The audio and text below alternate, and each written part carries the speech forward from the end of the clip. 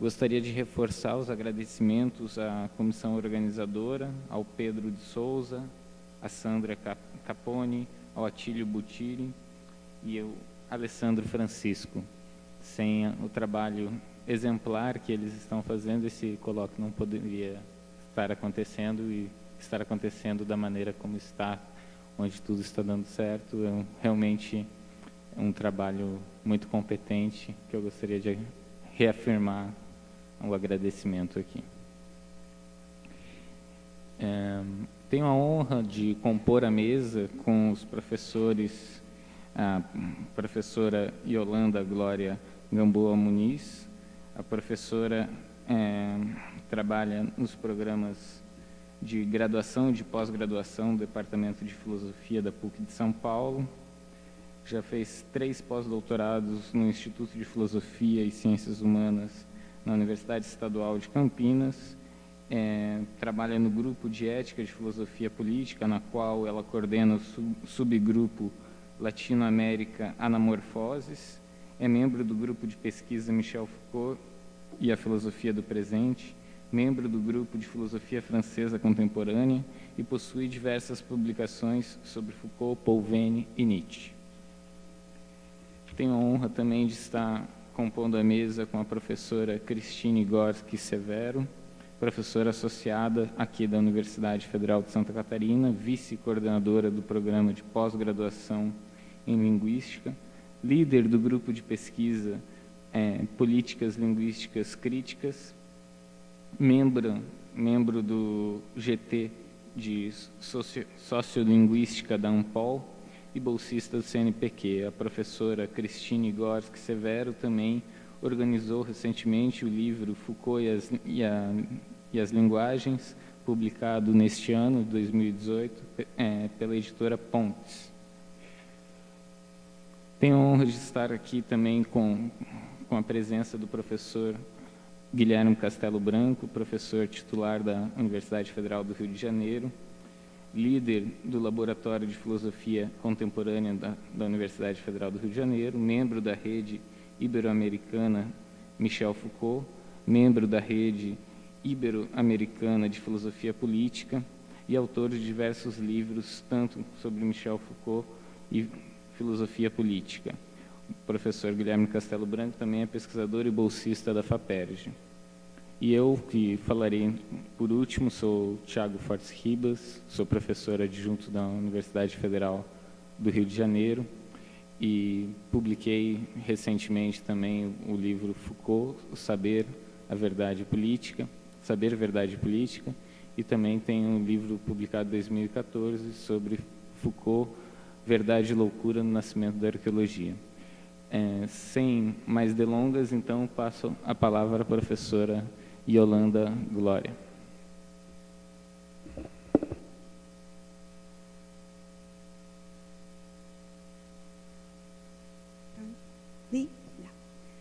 Obrigada.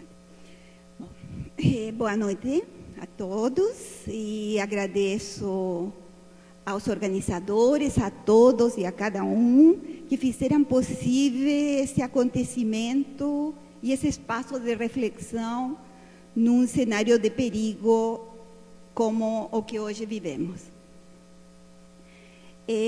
Eu me proponho lidar com um personagem mitológico, Ariadne, e com o intérprete do sonho da antiguidade, Artemidoro. Ambos recolhidos na apropriação e avaliação realizada pela discursografia de Foucault. Trata-se, assim, de inserir-nos transversalmente entre seus diversos discursos, marcando 2 escolhas nominais e perguntando-nos, não por um possível conteúdo oculto atrás desse casal de nomes, mas pelo que ambos os nomes afastam ou deixam de lado. Dessa forma, o questionamento está direcionado para a liberação de possibilidades ou para transubstanciações que nos liberem das pretensas substâncias. Trata-se, talvez, de novos incipit, ou simplesmente de novos começos. Lanço de partida uma expressão provisória que coloco no pórtico deste teatro, para que possa ser apagada por outras interpretações, ou, se vocês quiserem, uma hipótese no sentido da utilização inscrita por Foucault no pórtico da ordem do discurso. Nesta ocasião, nossa hipótese é Foucault resistindo na nuvem do tempo. Isso constitui uma maneira de assinalar sua resistência mediante o abandono da problemática do tempo, como ele próprio declarou, na forma do afastamento e da distância, ao peso da pretensa tarefa do legado acadêmico. Cito Foucault: desde Kant, o que o filósofo tem para pensar é o tempo. Hegel, Bergson, Heidegger. Com uma desqualificação correlativa do espaço, que aparece do lado do entendimento, da analítica, do conceitual, do morto, do fixo, do inerte. Sabemos que seu destaque e pensamento dos problemas da política dos espaços geraram uma imensa produtividade.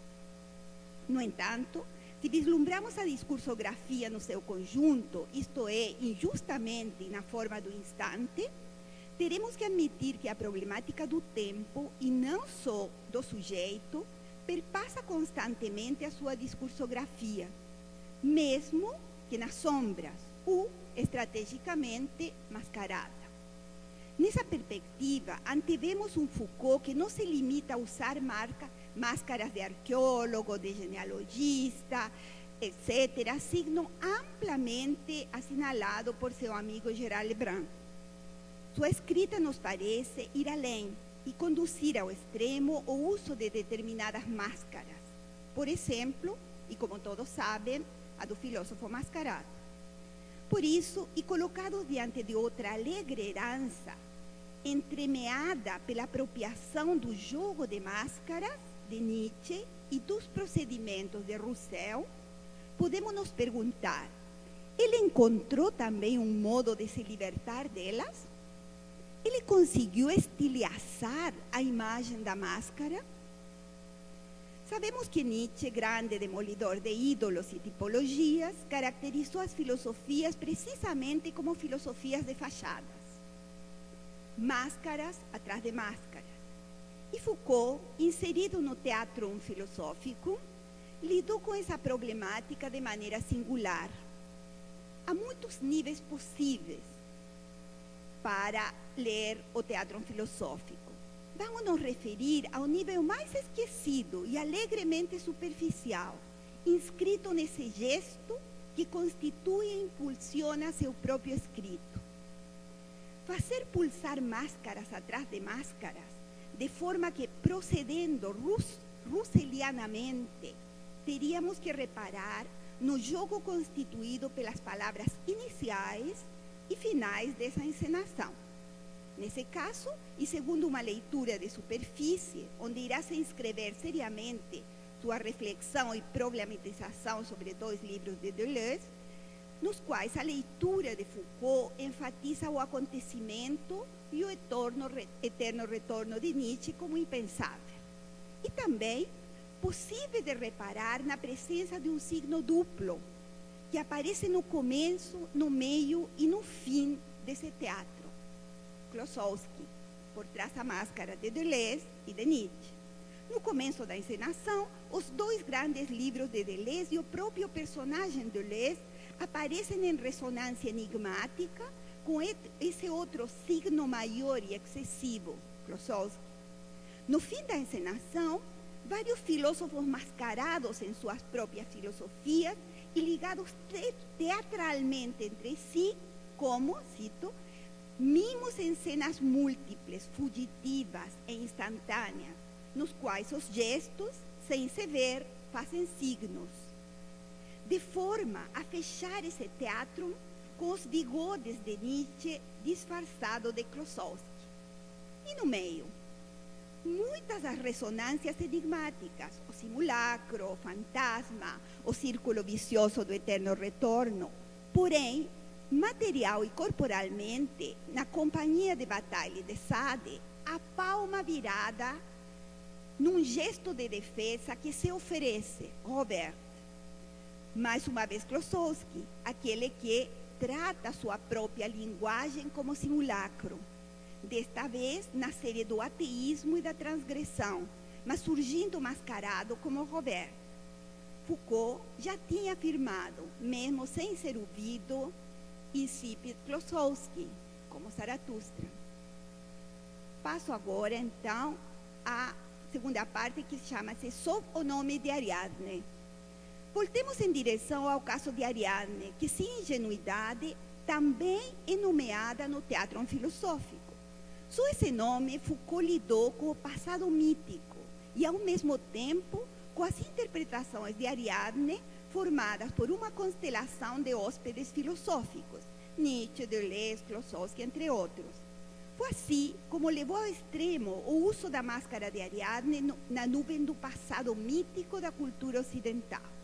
Na materialidade discursiva, realizou de partida um jogo comparativo e interpretativo, compondo o artigo Um Cruel Saber, em 1962.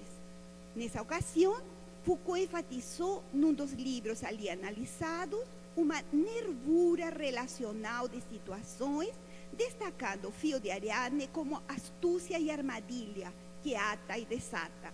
E a seguir, desde a perspectiva de outro livro, examinado nesse mesmo artigo, remeteu a ausência de Ariadne e de seu fio, apontando o Minotauro como desejo sem sujeito. O gesto interpretativo de Foucault preservou um Dionísio mascarado, disfarçado e indefinidamente repetido, porém, deixou Ariadne abandonada temporalmente antes do esperado. Podemos dizer que houve um apagamento discursográfico que se orquestra desde Foucault, leitor de Crébillon e Reveroni, até atingir seu ponto extremo na invenção de uma fábula para Deleuze, Ariadne enforcou-se. Nesse sentido, estava prefigurada a possibilidade de Ariadne ser apagada, o que efetivamente o será, a posteriori, na referida fábula inventada para Deleuze em 1969. Trilhar e deixarmos-nos perder no labirinto desses textos nos levaria longe. Mas nesta ocasião, gostaria de limitar-me a ressaltar a declaração de Foucault a partir dessa fábula de autoeliminação. Temos que reescrever novamente toda a história do pensamento ocidental. Desde essa perspectiva, poderemos responder a um de nossos questionamentos elencados no começo e dizer que assistimos, nesse caso, à liberação de espaço para uma reescrita ligado ao suicídio de Ariadne.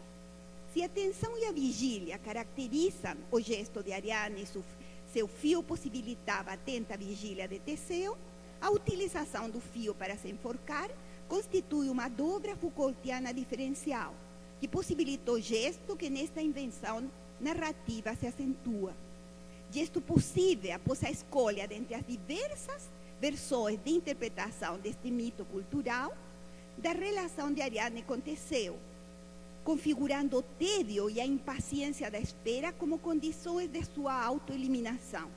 É dessa forma que Ariadne de Foucault torna-se vítima de seu próprio fio, e a supressão de si mesma é consumada à maneira do aguilhão do escorpião.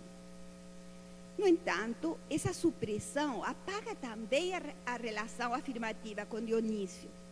Somente do fundo da arquitetura labiríntica do já mencionado teatro filosófico é que Foucault escutará o lamento de Ariadne, deixando-a então nessa apresentação junto a Dionísio. Em todos os outros cenários, Ariadne está ausente. Como afirmei num artigo recente sobre Ariadne como signo de Foucault, considero uma necessidade atual pensar esse apagamento e essa escolha. Até porque, se os argumentos filosóficos, passado racional, moral ocidental, são pertinentes, não podemos deixar de pensar que uma figura mitológica feminina a que foi escolhida discursograficamente para se enforcar e desaparecer. Em todo caso, apesar da negatividade que rodeia a figura de Ariadne Foucault, é possível pensar que aquilo que é suprimido por intermédio da autodestruição da máscara de Ariadne é o acesso único ao labirinto, na medida em que o fio racional do passado da cultura ocidental foi efetivamente imposto como condutor de um único tipo de cultura racional e de uma moral gregária. Reaparece assim a possibilidade de surgimento de outros labirintos, como caminhos de encontro e de extravios sob novas máscaras. Terceiro ponto, recolhendo a dimensão prognóstica de Artemidoro. Para permitir o entrecruzamento das máscaras temporais, vamos recolher a seguir a figura de Artemidoro. Como todos sabem, o discurso Foucaultiano está longe de enforcar Artemidoro. Ao contrário, resgata e conserva esse intérprete dos sonhos da antiguidade como exemplo de uma das técnicas das queses. A interpretação dos sonhos, recolhida no século II após Jesucristo, é o manual que lhe permite constatar como não somente oráculo, indutor, porém, através dos sonhos, era possível ler o anúncio de um acontecimento futuro. Podemos acompanhar suas referências no Cuidado de Si, nos cursos de 1981, Subjetividade e Verdade, e também no artigo Revers de Plaisir, que são sobre a onirocrítica de Artemidoro, que será inserido posteriormente no Cuidado de Si. Neles é possível apreciar as convincentes análises Foucaultianas que ressaltam a relação de continuidade entre sonho e status. A relação, rapport social e a relação sexual são realidades, diz Foucault, do mesmo tipo, da mesma categoria, formando uma ética completamente contínua. De modo que a onirocrítica é uma prática que ajuda os homens a se conduzir. Porém, não podemos esquecer do detalhe temporal que neles constantemente acentuado e repetido em relação ao futuro e ao porvir. Escutemos essa repetição num curso de janeiro de 81, isto é, no âmbito discursográfico das aulas, livres das armadilhas discursivas próprias a seus livros. Ele disse: os oneiroi dizem o que está inserido na trama inevitável do tempo, o que está no futuro. O sonho não é outra coisa que essa sorte de chamada do ser futuro à alma a qual ele se anuncia. Não é mais uma análise diagnóstica, é uma análise prognóstica. É o sonho mensageiro, é preciso decifrá-lo. Até aí a cita de Foucault. Nesse último aspecto, e se Foucault se caracteriza precisamente por evitar predições em relação ao futuro, podemos dizer que ao recolher a figura de Artemidoro, rompeu voluntariamente com esse cuidado temporal, pelo menos na sua pesca no bloco greco-romano. Existem outras referências prévias ao porvir, por exemplo, na descrição do exercício de premeditatio malorum dos estoicos. Entretanto, ao resgatar Artemidoro, o porvir é trabalhado por intermédio do sonho. Escutemos Foucault. Nos sonhos, os atos sexuais têm um valor prognóstico para acontecimentos que são essencialmente acontecimentos da vida social. Mas, ao lermos o próprio texto de Artemidoro, podemos constatar como o uso Foucaultiano dessa ferramenta é completamente parcial, ao escolher somente os sonhos sexuais e enfatizar a referida dimensão prognóstica.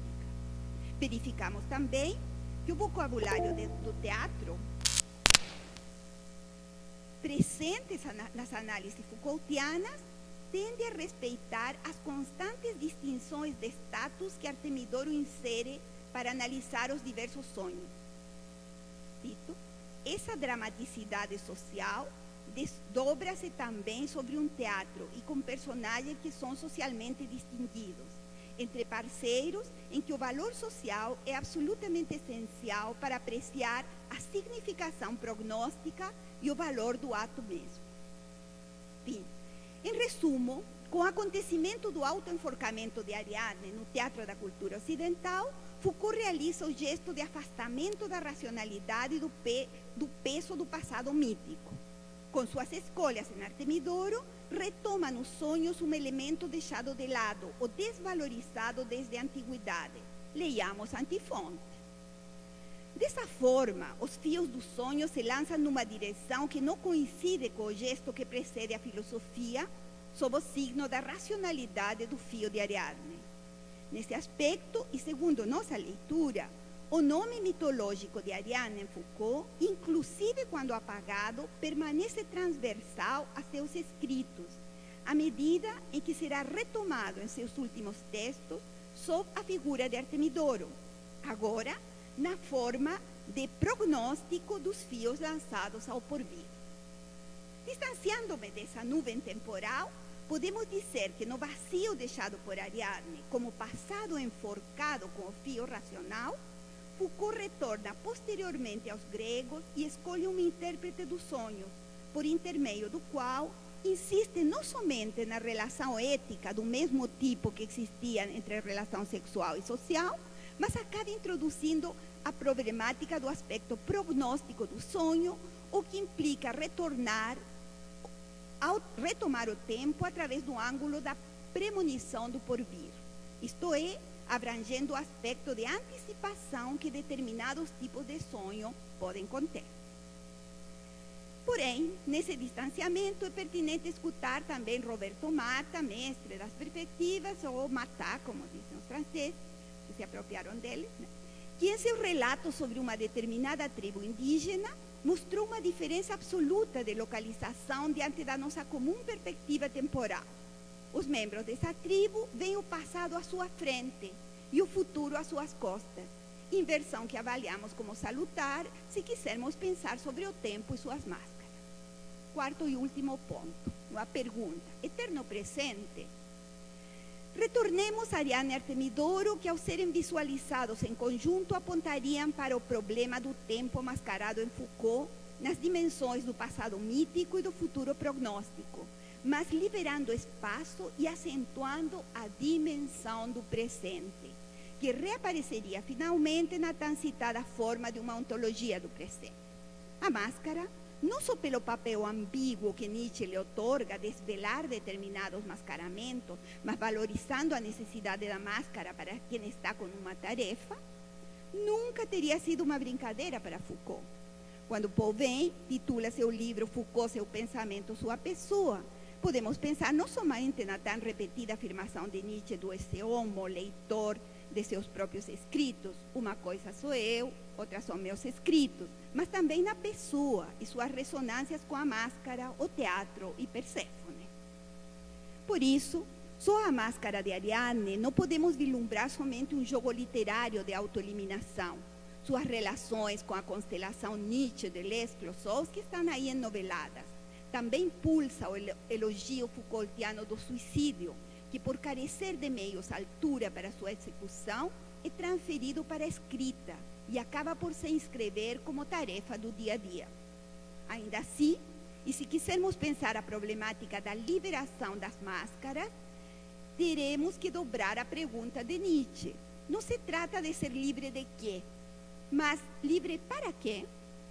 Assim, como Foucault sente-se liberado, para usar uma palavra da tradição filosófica ou política, após tê-la esgotado e transvalorado, vemos que as dimensões do tempo, na forma do passado e do porvir, mascaradas ou resguardadas, acabam por reforçar a dimensão do presente, que, nos primeiros escritos, aparece como diagnóstico e que posteriormente é transformado cuidadosamente em ontologia, por intermédio de um exercício constante do pensar e da experiência. É no espaço do presente que acontece o teatro, não só porque os gregos já praticavam isso, mas porque nele parece ressoar o que Foucault denominava em 1970 eterno presente, no qual o presente era pensado sem plenitude e o eterno sem unidade. Tratava-se no acontecimento, lá onde a morte era caracterizada como acontecimento dos acontecimentos, da eternidade múltipla, de um presente deslocado. Circulemos então pelo teatro filosófico que a cada nova leitura nos surpreende, pela descoberta de novas camadas e dobras, nas quais, não por acaso, estão presentes Cronos e Aion. mas sem deixar-nos de retornar ao portal chamado Instante, Augenblick, né, do porta-voz de Nietzsche, Zaratustra, que também é preciso escutar constantemente. Digamos assim que a análise temporal nos escritos de Foucault sempre permaneceu na sombra, mas nunca se apagou completamente. Há múltiplos caminhos na discursografia para lidar com fantasmas e sombras temporais, que nos escritos dos anos 80, por exemplo, voltam a ser explicitados, sempre nas cuidadosas análises sobre outros criadores. Assim, no artigo Pierre Boulez, Le Grand Traversée, a música de Boulez é caracterizada por seu movimento perpétuo em que nada permanece fixo, nem presente nem passado. Ambas as dimensões encontram-se em movimento, uma com relação à outra, não para encontrar uma figura enovelante, uma estética universalizante, sino por uma necessidade de conjuntura. Trata-se, então, da dupla transformação simultânea do passado e do presente, pelo movimento que separa a um do outro, através da elaboração do outro e do um. Trata-se, outro sim, desde o trato filosófico, de lançar regras e dados ao mesmo tempo. Ou, segundo a audição Foucaultiana da música de Boulez, trata-se no presente, cito, de se dar a força de romper as regras no ato que se as faz jogar. Nessa medida, as máscaras fariam parte da cena. Não seriam só um encobrimento, mas constituiriam um resguardo e uma resistência, isto é, atuariam como formas que determinam o resultado do próprio jogo de dados. Ou, se vocês quiserem, deslocando-nos até as análises Foucaultianas de formas plásticas, trata-se da conhecida presença do pintor em ação no interior do quadro das Meninas de Velázquez, ou da injustamente desconhecida análise Foucaultiana do trabalho fotográfico de Duane Mitchell, especialmente na análise de homem velho fotografa, homem jovem, no sentido meio de Magritte, né?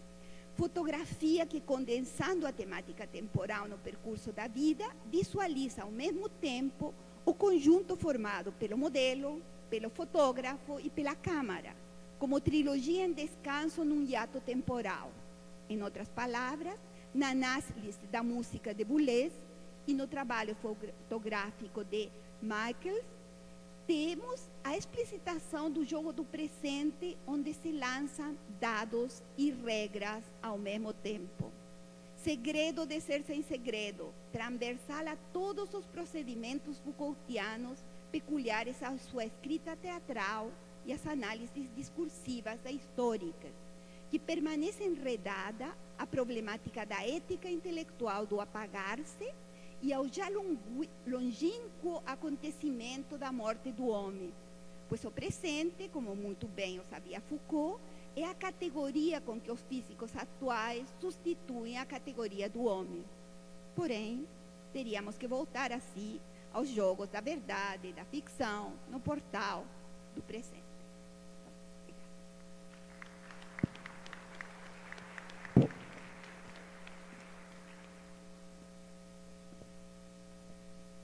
Boa noite a todas e a todos.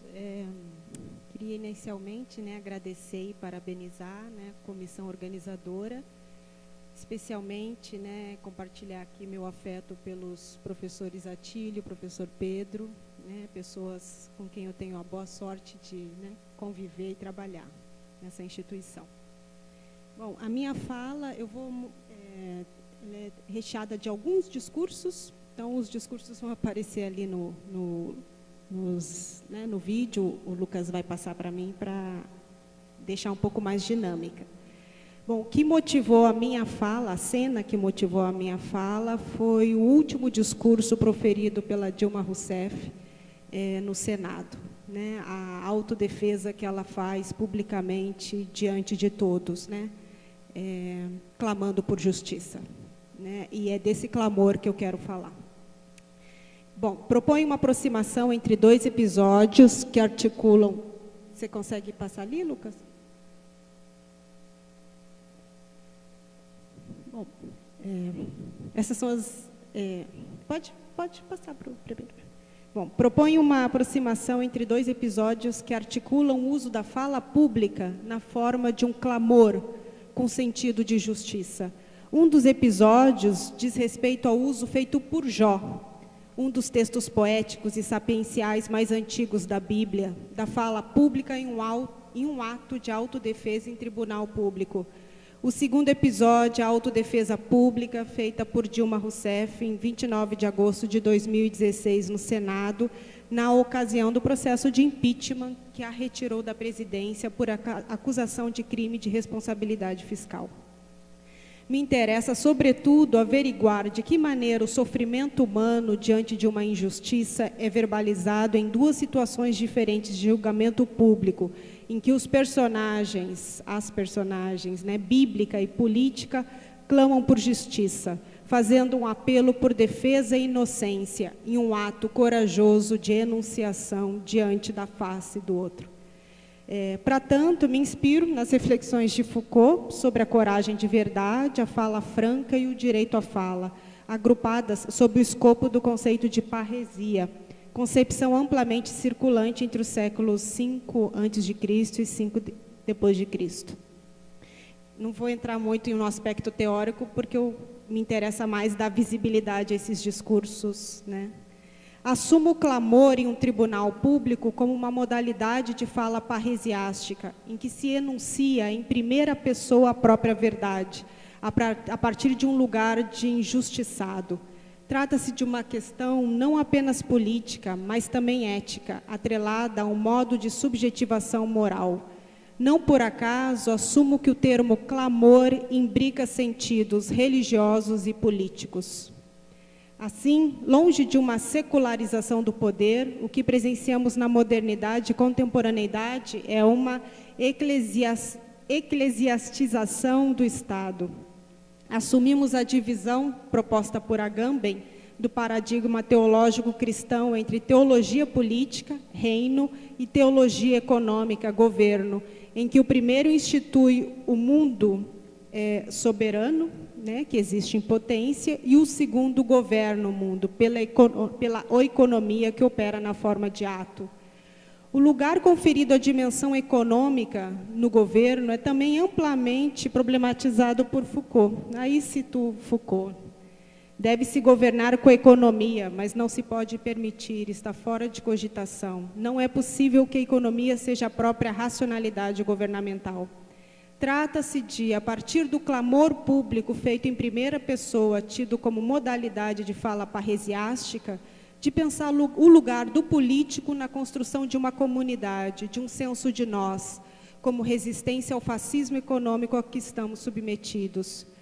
Acreditamos que a assunção pública de um discurso político de autodefesa poderia funcionar a favor desse exercício profanatório, quando questiona os limites entre as esferas privada e pública para abordar a política.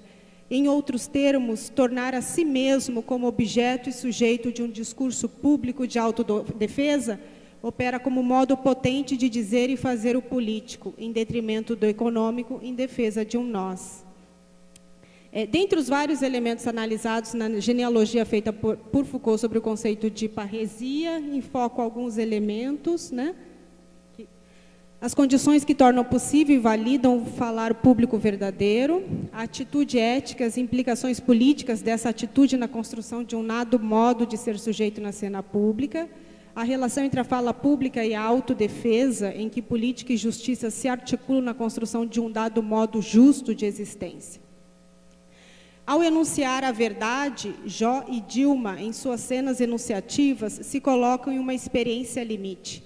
Tal experiência aparece em Jó na forma de uma difamação pública moral e em Dilma como banimento político. E agora eu vou falar brevemente sobre Jó e, na sequência, sobre Dilma. O livro de Jó é um dos textos poéticos e sapienciais mais antigos da Bíblia, provavelmente do século 5 a.C. A estrutura do texto de Jó segue a forma de diálogos e troca de turnos, fazendo uso da primeira pessoa. Jó reivindica o direito de falar em própria defesa, sem delegar a sua defesa a outra pessoa. Aliás, espera-se que Jó confesse uma culpa inexistente. O livro de Jó é popularmente conhecido devido à paciência demonstrada por ele diante do sofrimento causado por uma acusação injusta. Interessa-me, sobretudo, averiguar de que maneira o sofrimento humano diante de uma injustiça é verbalizado por Jó em uma situação de julgamento público, em que o personagem bíblico clama por justiça, fazendo um apelo por defesa. E eu trouxe alguns trechos, né, de Jó. Né?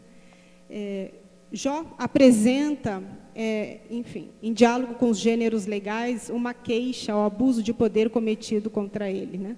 Me interessa enfocar a maneira como um dos textos fundantes do que se compreende por tradição ocidental narra o clamor da personagem bíblica por sua inocência diante da certeza de seus companheiros sobre a sua culpa.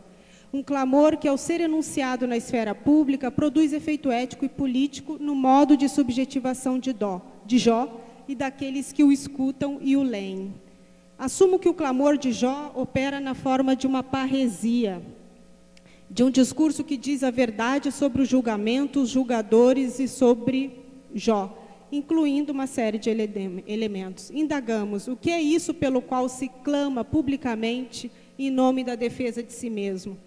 E aí eu elenquei, né, vários clamores de Jó, né? Clamor por uma resposta, por ser legitimado, por falar a verdade, por ser ouvido de uma dada maneira, por não ser insultado, clamor por ser acolhido, clamor por se revoltar, por continuar e, sobretudo, clamor pela memória. Nas palavras de Jó, quem me dera voltar aos meses de antanho, aos dias em que Deus velava por mim. Ouviam-me com grande expectativa e em silêncio escutavam o meu conselho.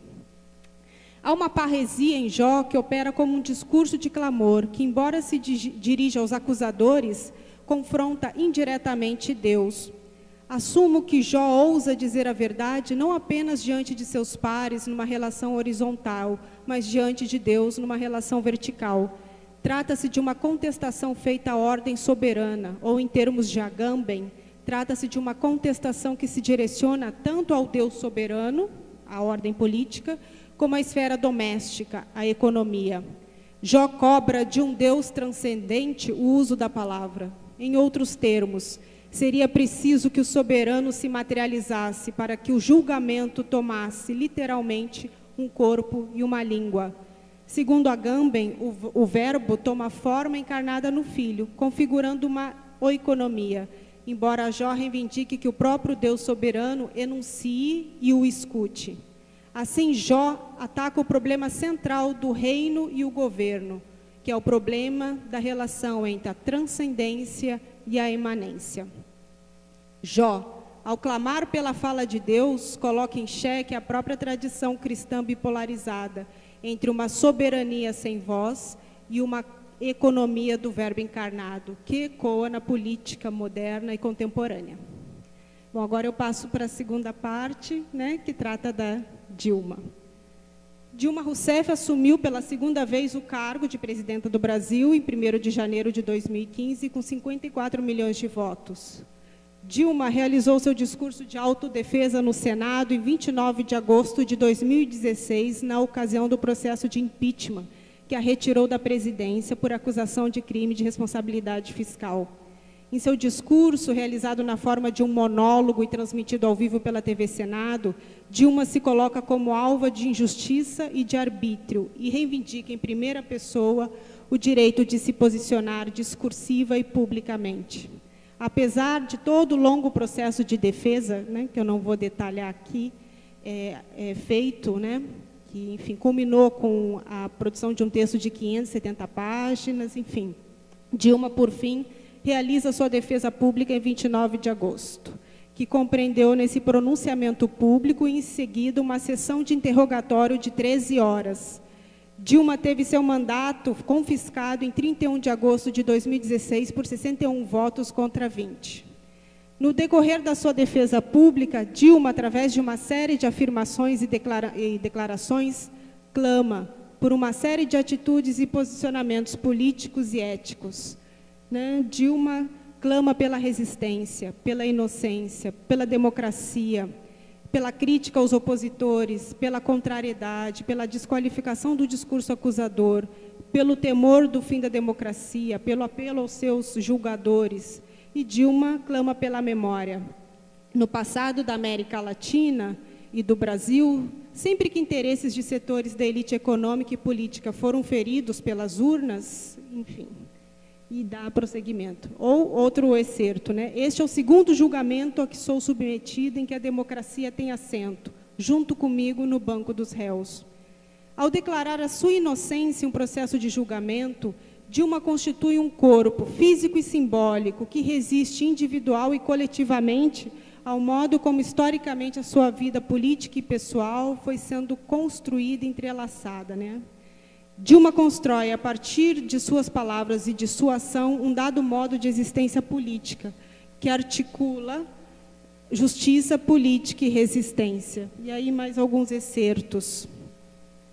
Na fala de Dilma, o mais importante é que posso olhar para mim mesma e ver a face de alguém que, mesmo marcada pelo tempo, tem forças para defender suas ideias e seus direitos. Contrariei com essa minha postura muitos interesses, por isso paguei e pago um elevado preço pessoal pela postura que tive. Nunca renuncio à luta, né? E vários outros excertos. O corpo de Dilma escreve uma verdade e opera como um testemunho de uma história de vida, que sobrepôs um dado modo de existência e a luta pela verdade. Nesse sentido, tal qual a parresia dos cínicos, cuja vida opera como uma testemunha da verdade, Dilma, nas palavras de Foucault, e essa aproximação é minha, evidentemente. Dilma sofreu, suportou, privou-se para que a verdade, de certo modo, tomasse corpo em sua própria vida, com sua própria existência, tomasse corpo em seu corpo, fecha aspas. No relatório da Comissão da Verdade, um outro gênero discursivo de natureza parresiástica, né, o relatório, Dilma revela a sua trajetória de tortura sofrida dentro da prisão, em 1970 e 73. Eu vou ler só um desses discursos, né? Encarei a morte e a solidão, lembro-me do medo quando minha pele tremeu. Tem um lado que marca a gente o resto da vida. As marcas da tortura sou eu, fazem parte de mim. Tomando como chave analítica os paradigmas teológicos de Agamben, a relação entre política e economia é correlata à relação entre reino e governo. Nesse sentido, a acusação de crime de responsabilidade fiscal atribuída a Dilma diz respeito à esfera administrativa e governamental, que submete a dimensão política e econômica, ou em termos teológicos, a soberania divina, a geologia, né, em termos de Agamben. Ao invocar seu corpo como lugar de materialização de uma verdade política, Dilma Rousseff resiste ao apagamento da cena política por um sistema burocrático, econômico e administrativo, que toma os corpos como recursos gerenciáveis e apropriáveis. Trata-se de garantir o lugar materializável e visível do corpo político e não do corpo recurso, em prol de uma política que, nas palavras de Agamben, desativa e torna inoperoso o dispositivo técnico-ontológico. A desativação da dimensão técnico-econômica e a assunção de uma dada atitude ética no campo político é reafirmada por Dilma em seu discurso. Trata-se de uma postura que ressoa um dado modo de existência, configurado pela história política de Dilma e sua relação com o movimento revolucionário. A vida revolucionária pode ser vista como um modo de funcionamento do cinismo moderno, englobando 3 elementos, segundo Foucault: forma de sociabilidade secreta, forma de organização visível e testemunho pela vida. Nas palavras de Foucault, vocês veem reaparecer constantemente o problema do estilo de vida revolucionário no que podemos chamar de esquerdismo. Dilma foi integrante do Comando de Libertação Nacional e do Vanguarda Armada Revolucionária Palmares. O modo de vida que inscreve uma memória revolucionária e o compromisso com a verdade ressoa no discurso de autodefesa de Dilma Rousseff. Nas palavras dela, não mudei de lado. Apesar de receber o peso da injustiça nos meus ombros, continuei lutando pela democracia. Lutei por uma sociedade livre de preconceitos e discriminações. A memória, como a luta por um não esquecimento de si mesma, caracteriza a parresia socrática. Se, por um lado, Sócrates problematizou o papel da retórica política na democracia como um exercício de esquecimento de si mesmo, por outro lado, nas palavras do Foucault, a simplicidade do falar, a palavra sem aparato ou sem ornamento, a palavra diretamente verdadeira, a palavra de parresia, portanto, nos levará à verdade de nós mesmos.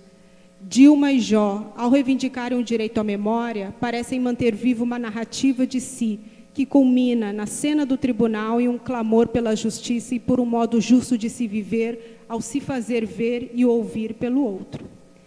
Para finalizar, eu trago mais alguns excertos e incluo o excerto, a fala de Lula no interrogatório feito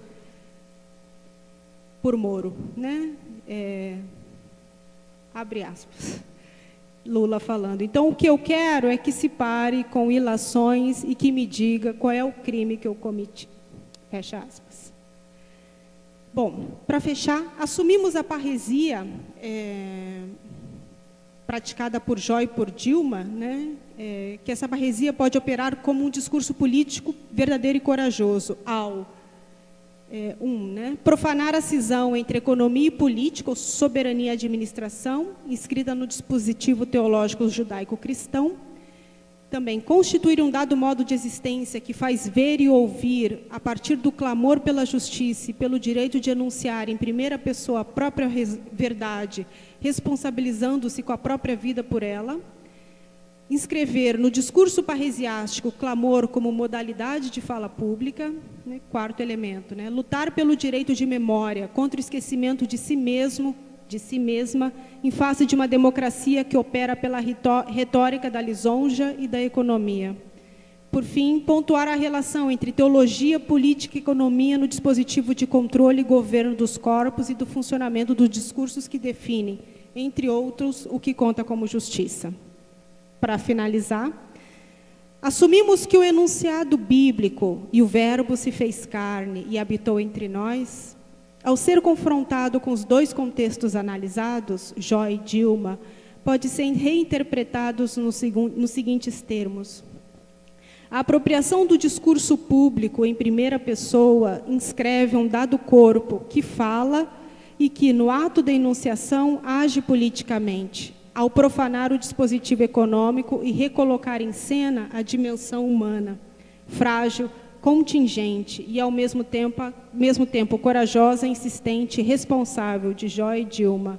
O verbo, a verdade, se materializa ao ser publicamente enunciado, produzindo como efeito a possibilidade da política como lugar de habitação e constituição de uma comunidade plural, em que o discurso se direciona para alguém diferente de mim, instaurando a relação com a alteridade como base de uma vida política.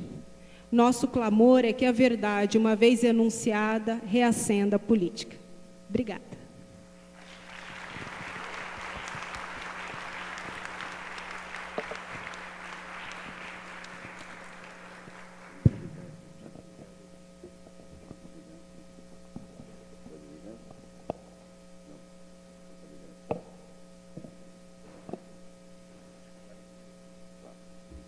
Boa noite. Eu gostaria de agradecer a gentileza e a delicadeza com que os organizadores do evento me trataram e me convenceram a estar aqui encontrando tantas pessoas queridas. Eu fiz um texto que se chamou inicialmente Lutas de Resistência, mas que eu vou, na verdade, publicar com texto com o nome e título de Lutas de Liberdade. O princípio norteador da minha fala é a pequena pedaço de frase do Foucault, todos conhecem, no qual ele afirma que onde há poder, há resistência. Michel Foucault, com sua antevisão conceitual histórica, fez a conexão entre governamentalidade e práticas totalitárias, incluindo nelas a burocracia e as práticas concentracionárias. Gestão da vida e das pessoas, e por sua vez práticas excludentes, andam lado a lado, fazendo uma cumplicidade tão serena quanto perversa. Na era da governamentalidade, a gestão da vida social e o controle da população é feito por um conjunto de gestores, burocratas e policiais, anônimos ou não, que, vinculados às forças produtivas de seus países, podem ter ou não sucesso em sua tarefa de regular o mundo da livre iniciativa, característica do liberalismo ou neoliberalismo. A governamentalidade está totalmente apoiada numa nova, do ponto de vista macroscópico, forma de gestão política e econômica.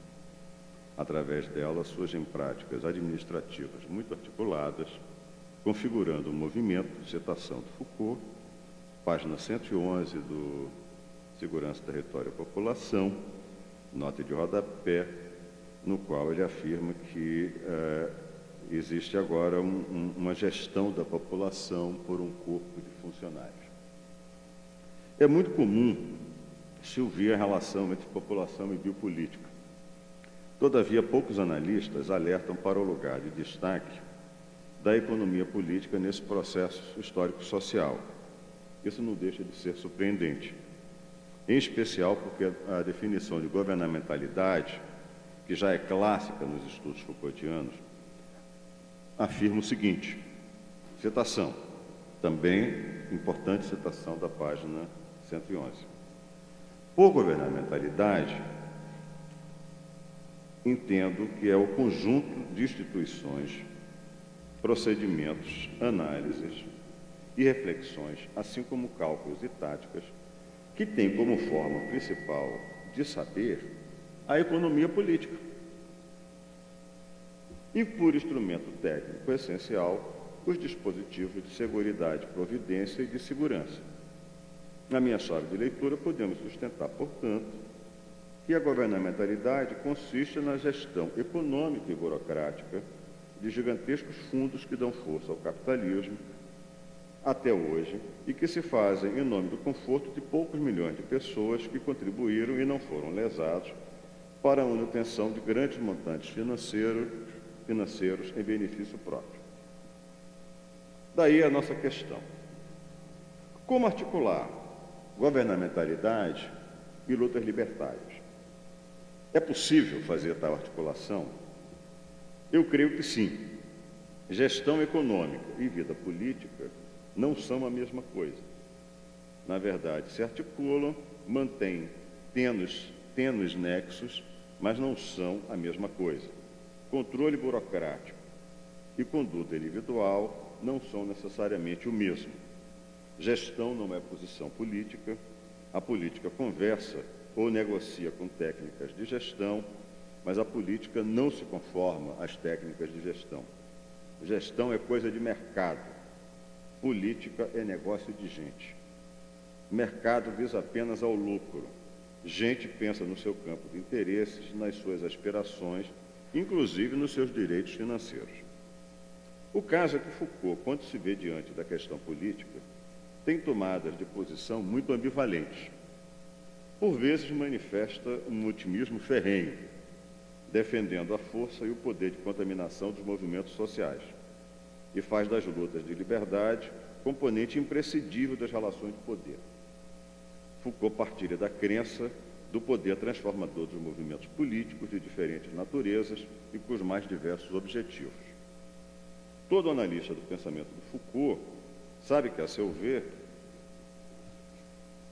estou ficando velhinho, cego. Sabe que, a seu ver, as estruturas de poder não são eternas, que muitas conquistas acontecem no mundo social e que as lutas agonísticas estão sempre presentes e que podem chegar a produzir mudanças no mundo macroscópico da sociedade. Se onde há poder a resistência, nem tudo está fixo e paralisado e nem todo o controle está realizado. As relações de poder são plurais, ocorrem quando existe espaço para a luta agonística. Luta agonística, portanto, pede como base situações de não dominação e situação de democracia. Por vezes, estado de dominação de diferentes durações tem lugar nas relações de poder. Nesse caso, as relações de poder inexistem. A truculência, a violência política, as práticas repressoras a privação de liberdade, anulam a possibilidade do vínculo relacional do poder. Certas estruturas de poder podem durar séculos, com a participação política rarefeita e a vida expressiva limitada. Malgrado tais condições adversas às lutas de liberdade, Foucault é partidário das práticas de liberdade.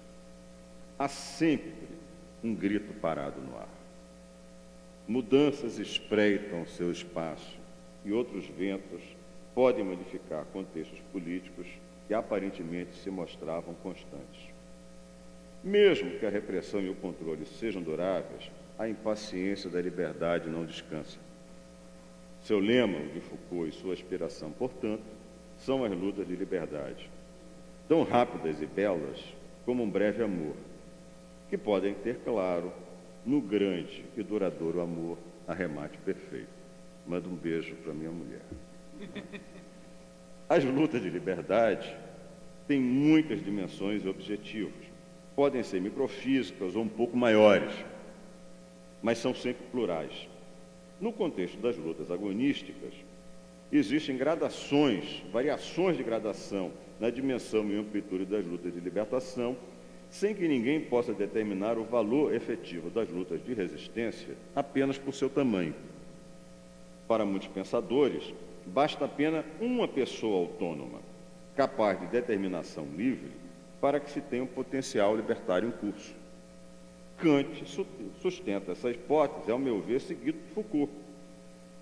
Por outro lado, teóricos como Perelman e muitos outros teóricos da Escola de Bruxelas sustentam também tal hipótese.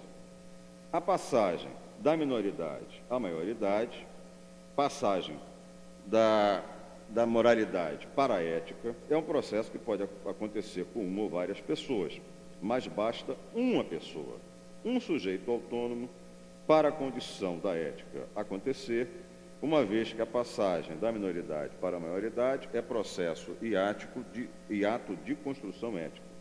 Em certos casos, basta tomar condutas limítrofes, como foi o caso dos cínicos na Grécia Antiga, como signo de liberdade e postura cosmopolita. Poucos estudam o aspecto cosmopolita dos cínicos. Mas existe também o outro lado da moeda. Existe uma pequena modalidade negativa. A história política da experiência democrática, lembro que é uma hipótese inspirada em Foucault, no plano teórico, decorre do uso oportuno da enciclopédia, também lá no Segurança, Território e População, que instigou a imaginação das classes dominantes do mundo ocidental, que enxergaram na proposta da democracia idealizada pelos iluministas franceses um instrumento de legitimação do controle político, sobretudo em países em condições de fazer seu republicanismo e de constituir uma política nacional, como foi no caso das Américas. Mas o fato é que a quase totalidade das experiências democráticas criaram barreiras, duraram muito tempo, a participação política, barreiras de gênero, renda, idade, credo religioso, etc. Vou aproveitar, vou fazer uma brincadeira que eu faço em muitos lugares. Vocês sabem qual foi o primeiro país do mundo que realizou uma democracia sem barreiras? Ninguém sabe. Sabe qual foi? A Nova Zelândia. Vocês sabem qual foi o segundo país que realizou uma proposta de eleições universais sem barreira? A Austrália. Vocês sabem qual foi o penúltimo país totalitário do planeta que diminuiu as barreiras eleitorais? Sabe qual foi? Os Estados Unidos da América. Vocês sabem qual foi o último? A Rússia. Eles são amigos de velhos tempos, é tudo igual, é tudo farinha do mesmo saco. Mas vamos lá. Na Europa, terminou o nosso momento, curiosidades políticas. Na Europa, no Brasil e nas Américas, os movimentos de dependência e os anseios de certos segmentos sociais das elites que defenderam o modelo oligárquico de democracia no início do século XIX foram quase sincrônicos. No nosso caso, as oligarquias das Américas se viram com a independência de posse do poder de Estado e da máquina administrativa. Oligarquia, democracias e técnicas de manipulação da vida política e social, portanto, não se excluem. Pelo contrário, se complementam, em especial na ampla fatia do mundo que são as Américas. Talvez seja por isso que as lutas de liberdade, em regime dito democrático e onde podem existir relações de poder agonística, têm na América Latina vida curta, pois relações de poder agonísticas necessitam do solo democrático. Há que se superar o senso comum. Durante a época totalitária no Brasil, na América Latina e em todos os países totalitários da Europa, sobretudo no grande país totalitário que é os Estados Unidos da América, desde sempre o sistema eleitoral foi e é bipartidário. Eu vivi a ditadura no Brasil, nós tínhamos 2 partidos, né? Vivemos o bipartidarismo. Em dezenas de países foi e continua a ser assim, né? Um sistema restritivo de partidos políticos que, por sua vez, restringem a pluralidade das pautas políticas e das diversas modalidades de reivindicação e contestação. Não custa nada lembrar, não vou pular isso aqui, né? Vamos tentar pensar, a partir de agora, nas lutas agonísticas e nas lutas de liberdade nas Américas e, sobretudo, no Brasil, ainda que de modo breve, sem desmerecer o caráter extraordinariamente inovador dos movimentos sociais que surgem a todo momento. Vamos nos limitar ao processo eleitoral e às lutas partidárias. Nesse momento eu vou fazer um breve pit stop e falar um pouco de uma passagem que eu adoro, do Foucault, que está no seu texto 358 do Diécrit. Uma importante passagem do Foucault abre margem para a investigação do que surgiram ao campo partidário em política. Michel Foucault faz uma severa crítica aos projetos sociais e políticos monumentais, no caso da Europa, e, ao mesmo tempo, faz um franco elogio e aberto elogio a movimentos sociais sem programas pré-definidos, como o movimento ecológico, das prisões, da liberdade sexual, etc. Lembrando que tais movimentos não são erráticos e sem reflexão. Para ele, o problema está nas grandes instituições e nos grandes partidos. Aí vem o meu ponto, um pouco a minha hipótese de trabalho aqui, né? Citação. A partir do século XIX, as grandes instituições políticas e os grandes partidos confiscaram o processo de criação política. Quero dizer, por isto que eles procuraram dar à criação política a forma de um programa político com o propósito de tomar o poder. Parece que, para o filósofo, que nos movimentos sociais temos outro quadro que é bem mais criativo. Outra citação do Foucault na mesma passagem. Ao meu ver, uma das coisas que se deve preservar é a existência, para fora dos grandes partidos políticos, né, e fora do programa corriqueiro ordinário, de certa forma de inovação política, de criação política, de experimentação política. O papel dos movimentos sociais na dinâmica democrática, segundo Foucault, não deve ser negligenciado, o que não implica na negação de alianças estreitas entre pequenos partidos políticos e movimentos sociais, no que se refere a pautas novas e contestações de diferentes modalidades. A crítica de Foucault dirige-se às antiquadas organizações políticas que funcionam à moda antiga, com projetos grandiloquentes. Assim parece sensato pensar no papel político dos pequenos partidos, que traduzem um sem número de demandas, muitas vezes desconhecidas do grande público e do grande contingente eleitoral. A democracia, afinal, para existir, necessita e pede vínculos estreitos com as relações do poder que se inauguram no campo microscópico, como a família, e que desaguam nas grandes formas de poder político e ideológico. Vou me apoiar, a partir de agora, num livro recente de Vanderlei Guilherme dos Santos sobre os partidos periféricos no Brasil, pois ele parece quebrar com muitos preconceitos vindos do senso comum. Segundo Vanderlei Guilherme, que é um jovem de 84 anos, né, partidos que muitas vezes não têm representatividade na Câmara dos Deputados conseguem muita expressão eleitoral nos legislativos estaduais e destaque que se torna maior nos municípios. No Brasil, o fim do bipartidarismo forçado levou, em 82, ao surgimento de grandes números de partidos políticos. Em 2014, o Tribunal Superior Eleitoral computava que existia aqui 33 partidos, a maior parte com expressão local e regional, em localidades e regiões nas quais as grandes agremiações políticas não têm êxito em cativar a representação política. Vou lembrar que esse fenômeno da municipalização e da diminuição do poder político acontece em inúmeras partes do mundo e em países que também saíram há muito pouco tempo de regimes totalitários. Em homenagem ao Diogo Sardinha, Portugal vive esse caso. Portugal tem 14 partidos políticos, né? A Espanha também. Eu estou indo à Espanha num encontro agora, nesse final de semana, encontrando a garotada que faz parte dos pequenos partidos políticos lá, que acabamos de derrubar o regime franquista lá, né?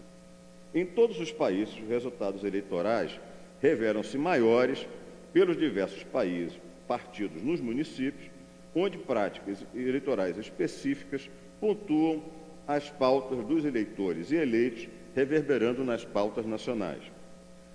Para vocês pensarem que isso daí, deixar de ter complexo de que o Brasil é uma porcaria, por exemplo, na Suécia, no ano passado, um deputado importante da Câmara dos Deputados foi chamado por um marido, né, que queria fazer com que ele reatasse o divórcio, né, que ele estava tendo com a mulher, né? Então, as pessoas gostam de coisas pragmáticas em política. As pessoas procuram políticos pensando em coisas pragmáticas. Ao contrário do que é dito, os grandes partidos políticos no Brasil perderam espaço político e votos em todo o território brasileiro e nas pequenas cidades, enquanto que os pequenos partidos tiveram um crescimento significativo.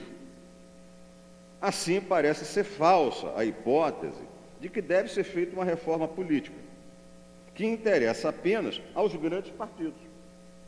Na verdade, tentar eliminar os partidos políticos menores, citação do Vanderlei Guilherme dos Santos, legalmente e não pelo voto, equivale a cercear a competição e a consagrar uma reserva de mercado de eleitores, algo que nem mesmo o elevado custo das campanhas conseguiu realizar com êxito. Parece que lutas estratégicas no universo capilar das eleições leva ao crescente fortalecimento dos partidos periféricos que trazem programas inusuais e inesperados para os analistas dos grandes centros urbanos e interessados apenas em questões macrofísicas e abstratas. Vale a pena analisar e pensar no potencial transformador das pequenas legendas, uma vez que são capazes de formar arcos políticos de lutas e movimentos sociais que podem derrotar as estruturas oligárquicas de poder associadas aos grandes partidos. Seria Foucault, pensador militante capaz de trazer um posicionamento político inspirador no mundo de ameaças e retrocessos que nos cercam na atualidade? Talvez ele não responda mais aos desafios do presente, nos séculos XXI, mas ainda atende às demandas dos movimentos de liberdade de pequena dimensão. Antideterminista, Foucault jamais sustentaria que o controle está consolidado. Sua afirmação é peremptória. Eu creio solidamente na liberdade humana. Para finalizar, eu gostaria de lembrar que o grande inimigo da filosofia não é a doxa ou a opinião. O grande inimigo do pensamento e das lutas de liberdade é a truculência, a violência cega, a ignorância. Podem invadir espaços abertos à criação e ao mundo da invenção. Jamais conseguirão, todavia, aniquilar a educação, a grandeza das ideias, o amor, o canto das gentes. Boa noite.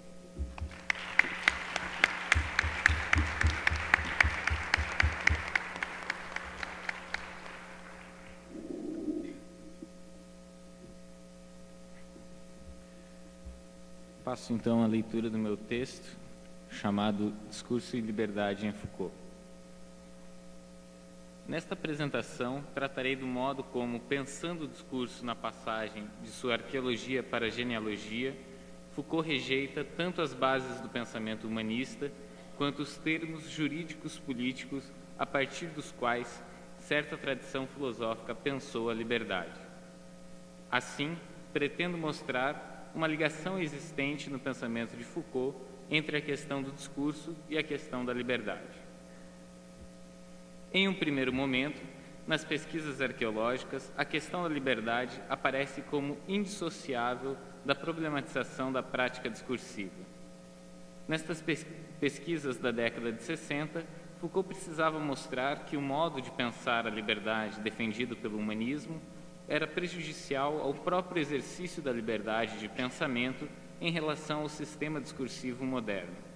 Deste modo, a arqueologia propõe um exercício radical e arriscado da liberdade que precisaria antes rejeitar a concepção própria ao humanismo da liberdade como transcendental.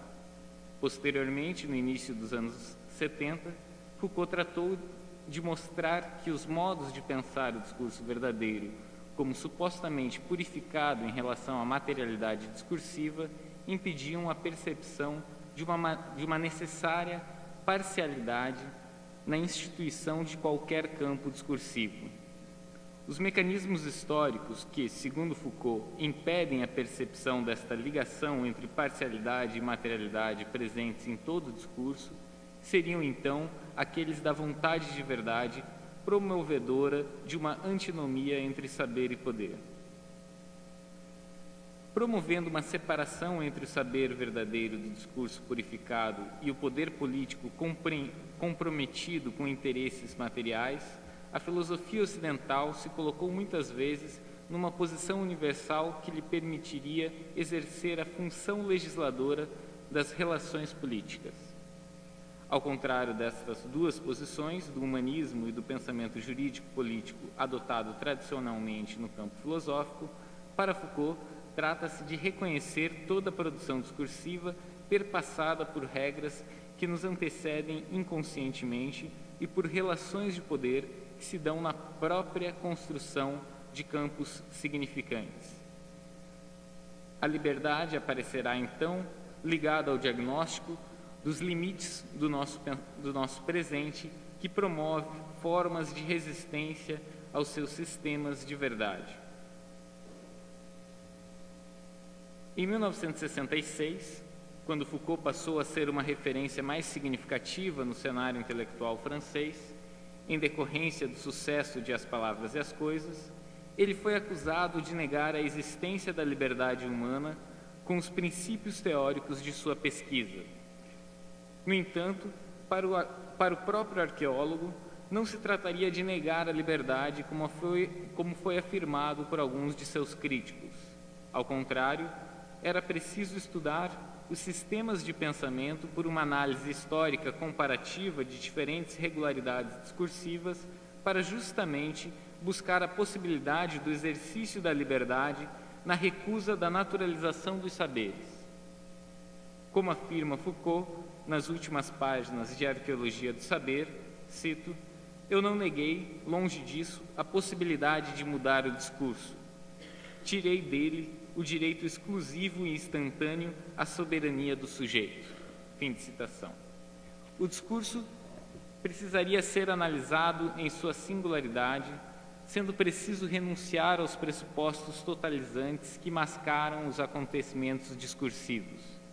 Para o exercício da liberdade em relação ao campo discursivo da modernidade, seria preciso, segundo Foucault, descrever o funcionamento dos arquivos, dos conjuntos históricos de regras discursivas que formam objetos, sujeitos de enunciação, grades conceituais e estratégias teóricas, para então multiplicar as diferenças escondidas sob a ilusão que avalia todo o discurso pelo recurso abstrato da razão humana.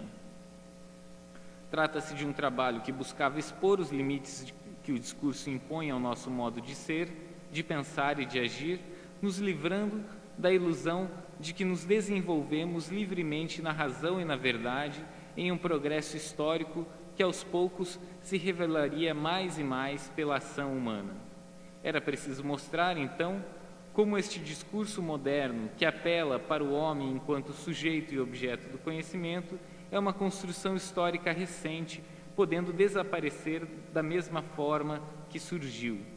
Somente após a exposição dos limites do nosso discurso atual, poderíamos ter a experiência de estranhamento do que antes se apresentava como natural. Somente então poderemos experimentar o perigo do que se apresentava como inocente. Deste modo, tendo seu exercício dependente da demonstração da historicidade deste discurso, a liberdade não poderia ser pensada como um transcendental ou como uma marca característica do homem.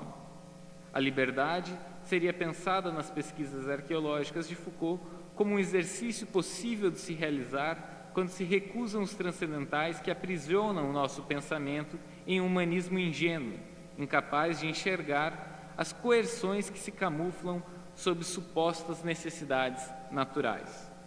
A ingenuidade do humanismo estaria em continuar o mito da consciência do homem enquanto uma instância soberana, e isso mesmo depois de tantas desmistificações promovidas contundentemente pela psicanálise e pela etnologia, estas contraciências modernas descritas em As Palavras e as Coisas. A figura do homem enquanto sujeito soberano de sua consciência e de sua liberdade não passaria de um correlato de Deus. Por isso, para Foucault, era preciso afirmar que existem estruturas inconscientes que nos governam sem que percebamos e que nos impedem de continuar com o pensamento narcísico da soberania do homem na história. Negando o homem como o princípio do conhecimento, Foucault não propõe um substituto que garantiria a sua fundamentação segura e definitiva. Ao contrário, Foucault propõe a crítica da própria pretensão de fundação transcendental do conhecimento. Não se trata mais de falar em nome de um universal, mas de traçar um diagnóstico do presente, caracterizado por Foucault, já na década de 1960, como a tarefa da filosofia contemporânea depois de Nietzsche. Os diagnósticos que a filosofia poderá oferecer não estão fundamentados em uma garantia estável, nem trazem imperativos morais amplos para a ação política. O diagnóstico não determina o que devemos fazer, mas é ele mesmo uma ação política. Antes de se colocar em luta por um ideal, como se fosse possível atualmente propor novos ideais universalmente válidos, para Foucault é preciso radicalizar as perguntas críticas.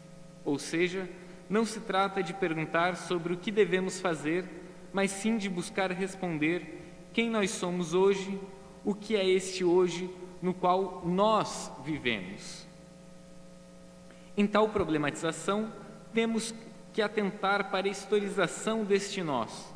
Não se trata de um questionamento sobre o nosso ser enquanto sujeitos transcendentais, mas sim enquanto singularidades históricas. Deste modo, o diagnóstico arqueológico não se assemelha com as verdades postuladas por uma filosofia prescritiva. Ele surge como tarefa filosófica justamente porque é renunciado o projeto de uma moral universal. Como podemos ler em As Palavras e as Coisas, cito, o pensamento moderno nunca pode, de fato, propor uma moral. Mas a razão disso não é que ele seja pura especulação, justamente o contrário. Ele é desde o começo e na sua própria espessura certo modo de ação. Fim de citação. não há possibilidade de se pensar uma moral universal quando o pensamento não é mais compreendido como possuidor de um valor universal.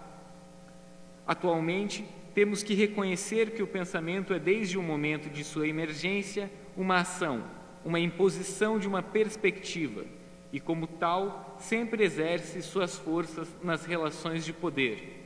E a espessura própria deste pensamento é contrária à ideia de uma liberdade intencional da consciência.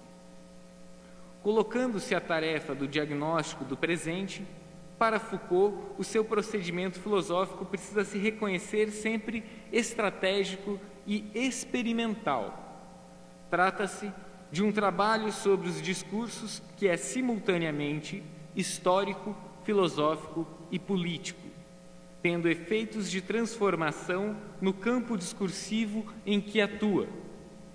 Não se trata de demonstrar algo pré-existente ou algo escondido que passou despercebido pelos outros, mas sim de produzir um saber sobre e também contra os saberes constituídos. Assim, o discurso arqueológico reconhece que, dirigindo-se aos limites do nosso pensamento, produz um ato imprevisível e perigoso, porque livre de qualquer consciência ou destino ordenador. A liberdade é exercida na prática arriscada dos limites históricos que formam nosso próprio ser.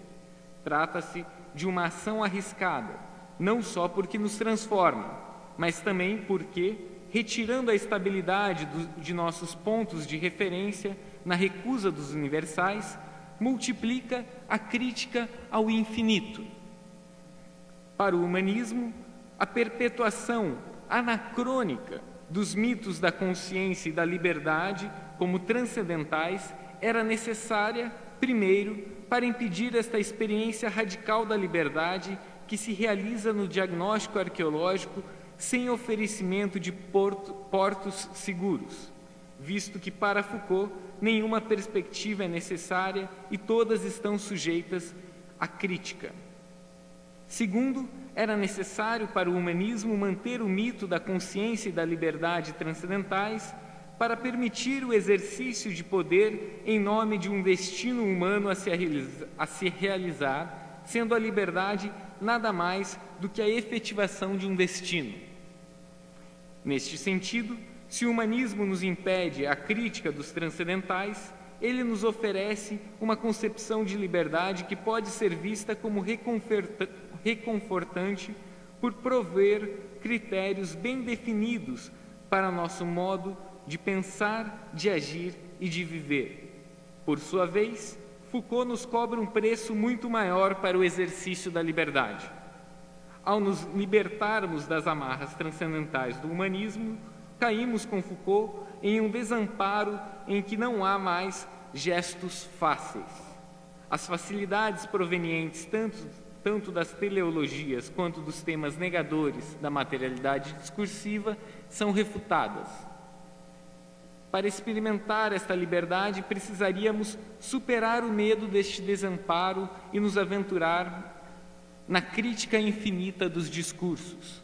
Precisaríamos, assim, reconhecer o perigo existente em cada pensamento, porque não teríamos a possibilidade de recorrer a uma suposta inocência da verdade. Precisaríamos reconhecer, mas superar o medo do descontínuo que se coloca na prática discursiva sem o oferecimento de soluções fáceis como as de uma moral, como as que uma moral pode propor. No início da década de 70, Foucault tematiza novamente a necessidade do controle discursivo, feito por aqueles que pretendem ter as facilidades de uma verdade inocente. Em sua primeira aula no Collège de France, intitulada A Ordem do Discurso, Foucault nos chama a atenção para uma inquietação geral das sociedades em relação ao discurso.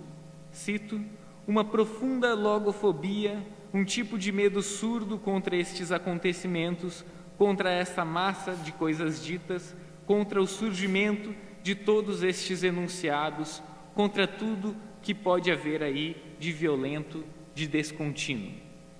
Fim de citação. Em nossa sociedade, tal inquietação é conjurada por diferentes procedimentos externos e internos ao próprio campo discursivo. Se não tomarmos o discurso como pura expressão do real, ou através de qualquer um dos temas que procuram negar a sua existência material, vemos que há em sua ação poderes e perigos que mal se imaginam. Vemos então que a palavra é um ato perigoso, pois a partir do momento em que algo é enunciado, por mais que esteja destinado a uma duração finita, aquele que o enunciou não pode controlar seus efeitos nem o tempo de sua existência. Percebe-se, então, como afirma Gros, que a problemática de Foucault neste momento permanece sendo, cito, a do discurso como campo de existência anônima, na qual o sujeito filosófico não reencontra seus frutos. Fim de citação. Ou seja, as aquisições teóricas provenientes da noção de prática discursiva, que negavam a posição filosófica do sujeito como origem do sentido e senhor do seu destino, servem aqui de base para o seu pensamento. É a partir desta base teórica arqueológica, e não contra ela ou em ruptura com ela, que Foucault parte para a interrogação sobre os procedimentos históricos de delimitação do discurso que buscam ordenar os seus poderes. Seu ensino no Collège de France recebe o título de História dos Sistemas de Pensamento e, como afirma Foucault no resumo do seu primeiro curso, ele estará ancorado em pesquisas anteriores, cito, que haviam permitido reconhecer um nível singular entre todos os que possibilitam a análise dos sistemas de pensamento, aquele das práticas discursivas. Fim de citação. Aqui, tanto quanto já era afirmado em Arqueologia do Saber, as práticas discursivas encontram-se em uma correlação múltipla com as práticas não discursivas. A novidade, entretanto, aparece naquilo que neste discurso Foucault opõe ao sujeito de conhecimento. No curso de 1970 a 1971, iniciando os estudos genealógicos, Foucault afirma que os princípios de exclusão e de escolha que atravessam as práticas discursivas, cito, designam uma vontade de saber, anônima e polimorfa, sujeita a transformações regulares e considerada num jogo de dependência identificável. Fim de citação. Assim, neste curso inicial, que tem como tema a noção de vontade de saber, Foucault contrapõe principalmente as concepções aristotélicas e nietzschianas sobre esta noção, com o objetivo de elaborar um modelo de análise das relações entre o conhecimento e desejo, saber e poder, verdade e interesse, o qual é muito diverso daquele da tradição filosófica platônica e aristotélica. No estabelecimento de seus discursos filosóficos, tanto Aristóteles quanto Platão desenvolvem uma mesma exigência teórica contra a sofística. Ambos precisam, cito Foucault, fazer com que a vontade de conhecer se fundamente única e exclusivamente no que é preliminar ao campo do conhecimento. Precisam fazer com que o desejo de conhecer esteja inteiramente englobado no interior do conhecimento. Fim de citação. Para Foucault, trata-se de mostrar que Platão e Aristóteles precisavam negar um desejo exterior ao conhecimento que o animasse, ou seja, negar uma vontade de verdade que fosse capaz de implicar a instituição do conhecimento com desejos parciais. Para eles, para Platão e Aristóteles, o discurso que ligaria desejos externos ao conhecimento era o discurso sofístico, aquele que compreenderia o saber como um bem a ser vendido, sendo por isso mesmo um falso conhecimento, um não conhecimento, que Aristóteles haveria separado completamente do discurso filosófico. A sofística se desenvolveria na materialidade do discurso, ao passo que a filosofia se desenvolveria no campo conceitual do logos. A filosofia estaria livre, portanto, da sombra da materialidade discursiva. Assim, conclui Foucault, o sofisma só pôde ser totalmente excluído da filosofia quando Aristóteles, cito, tem a ousadia de fazer da coisa dita, em sua materialidade, uma sombra irreal que ronda a realidade ideal do logos. Fim de citação. Para Foucault, o pensamento filosófico que permaneceu na tradição aristotélica é aquele que mantém a primazia da identidade conceitual sobre a diferença. Tal pensamento, ao fazer da diferença simplesmente algo existente em relação à identidade, não consegue pensar a diferença por ela mesma.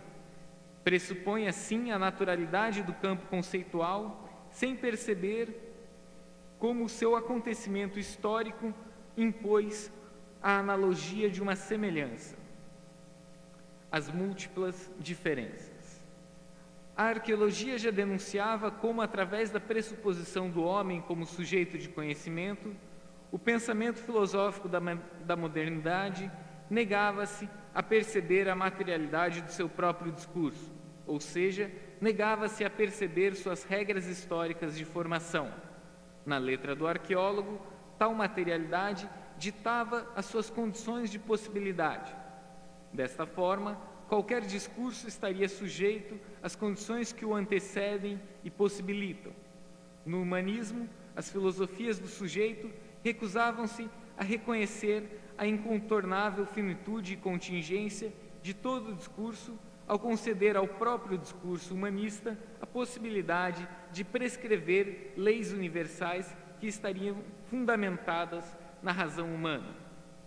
Assim, a autonomia em relação ao desejo que tais filosofias concedem a si mesmas é preservada na antinomia entre saber e poder, sustentada também por outros discursos atuais com estatutos de verdadeiros. Agora, no início da genealogia, Foucault mostra que tal atitude negadora da materialidade como parte incontornável de todo o discurso é herdeira de uma antiga vontade de verdade, colocando em jogo de maneira explícita uma relação de poder que atravessa todo o discurso.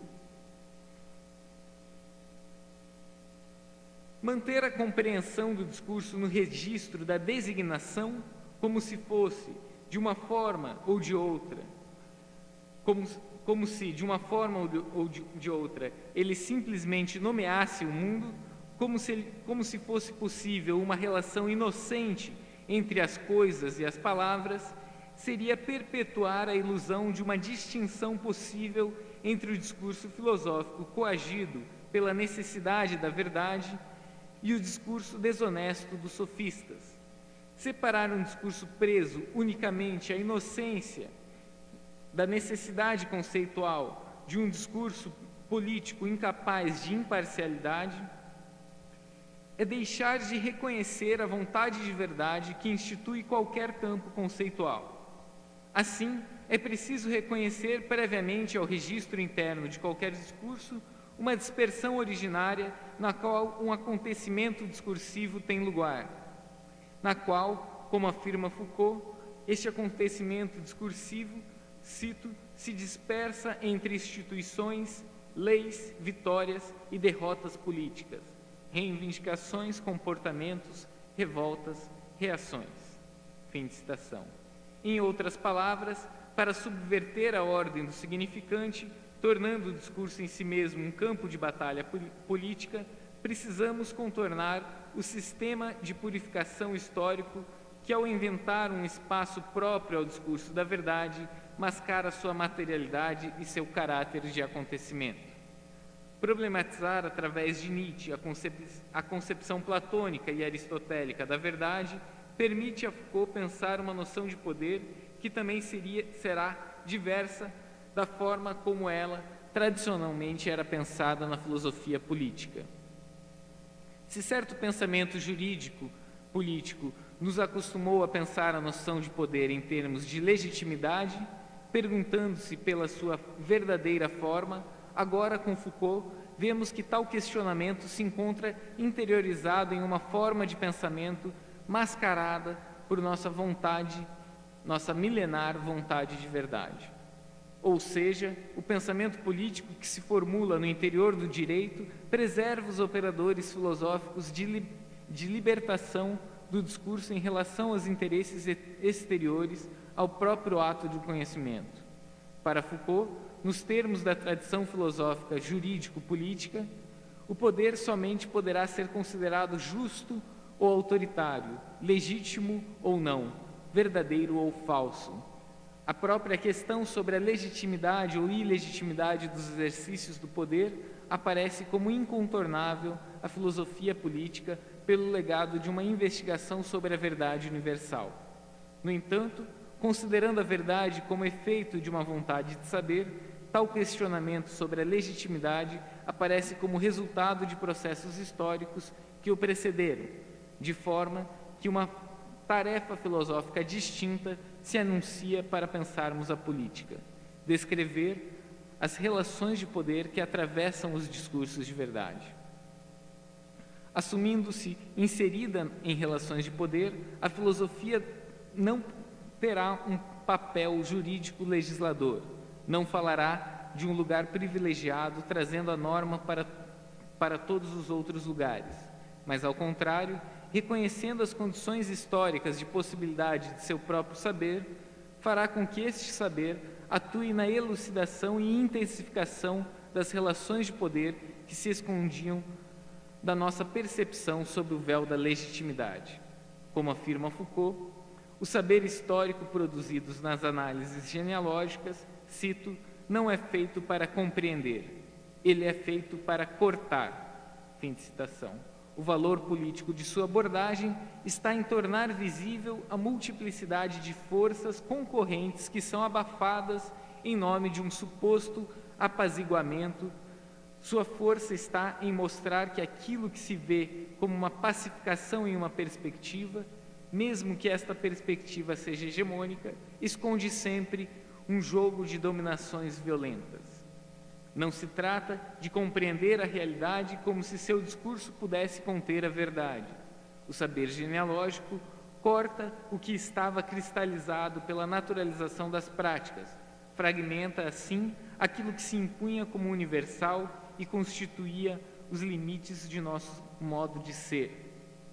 Deste modo, o papel de sua filosofia não será o de descobrir o que estava escondido, mas, como descreve Foucault, cito, o de tornar visível aquilo que precisamente é visível, ou seja, de fazer aparecer aquilo que de tão próximo, aquilo que de tão imediato, aquilo que de tão intimamente ligado a nós, não o percebemos.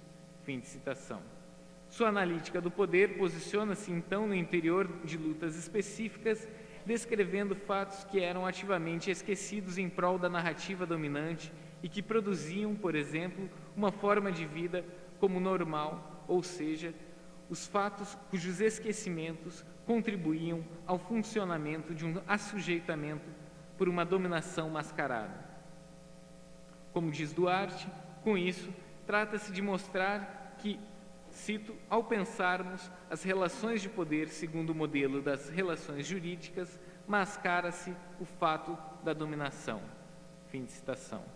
Se o campo de saber que estrutura os limites de nossas práticas está constantemente em disputa, qualquer tentativa de exaurir a possibilidade da crítica transformadora deste campo pela imposição de uma verdade de valor universal se identificará sempre com uma opressão que busca esconder-se para garantir seu funcionamento.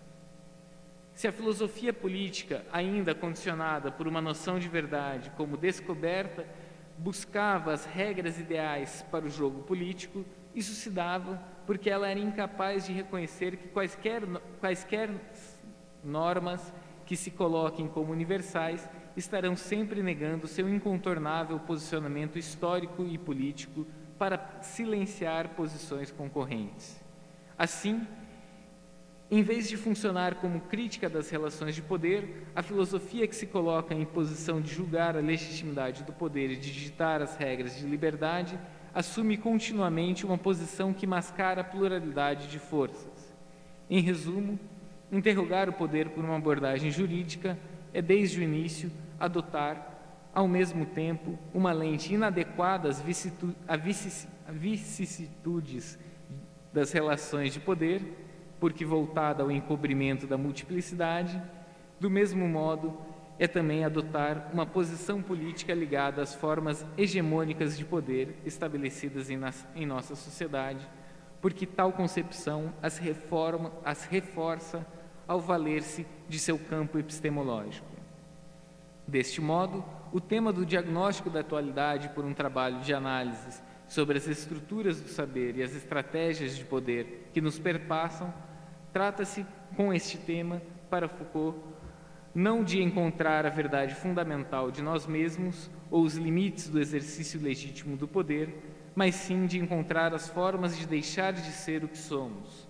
Trata-se de uma pesquisa que busca, cito, relançar o mais longe e o mais amplamente possível o trabalho indefinido da liberdade. Fim de citação. Um trabalho filosófico como este empenha-se por uma alteração constante do nosso ser que não deveria pretender um destino fixo, puro ou transcendente, uma vez que não há uma verdade humana a perseguir e muito menos um regime de poder fundado em qualquer legitimidade. Assim, buscar a alteração daquilo que nos é imposto como nosso modo de ser em um momento histórico seria investir em certa prática de liberdade, na recusa de se deixar capturar por sistemas históricos da verdade. A liberdade aparecerá, então, como uma resistência em face aos poderes que nos constituem e que sequer eram percebidos em sua contingência histórica ao serem naturalizados pelos mecanismos de purificação dos discursos. Obrigado.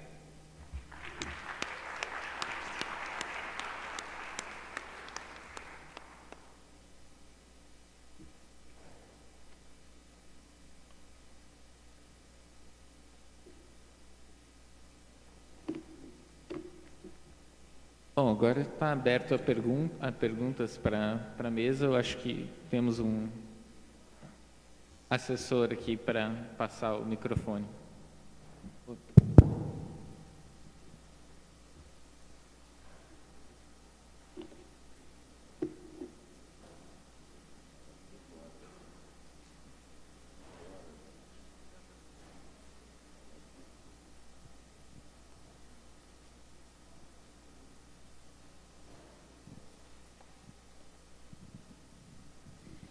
Boa noite. Eu queria perguntar para a Cristine,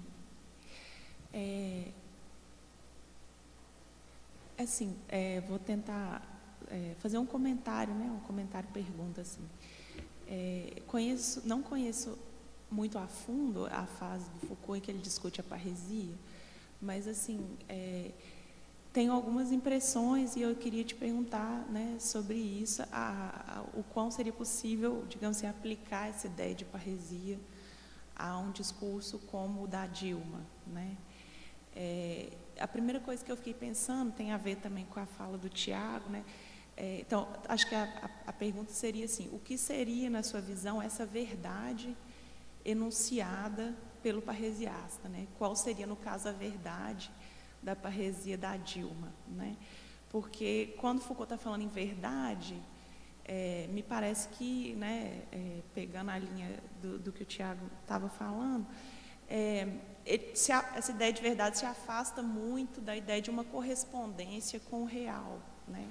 Inclusive, num dos cursos, se não me engano, A Coragem da Verdade, ele distingue entre a prática de veridicção e a verdade epistemológica. Seria a verdade epistemológica uma tentativa de pensar a verdade como correspondência ao real e a prática de veridicção, a verdade como algo que é essa construção histórica, né? E me parece que na parresia, essa verdade que é enunciada, o Foucault reforça isso, né? Importa menos o conteúdo da verdade e mais os efeitos dessa verdade, né? E principalmente os efeitos dessa verdade sobre o sujeito que a enuncia, né?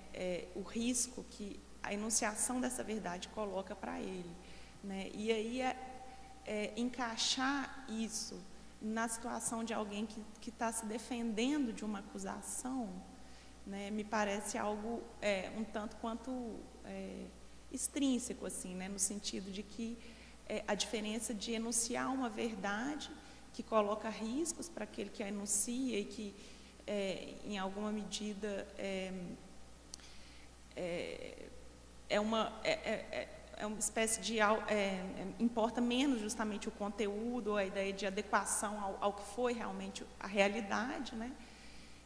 E mais uma prática de veridicção, né? Então, assim, a questão é um pouco essa, como seria essa ideia de verdade que permitiria a gente, né, fazer essa relação com o discurso da Dilma.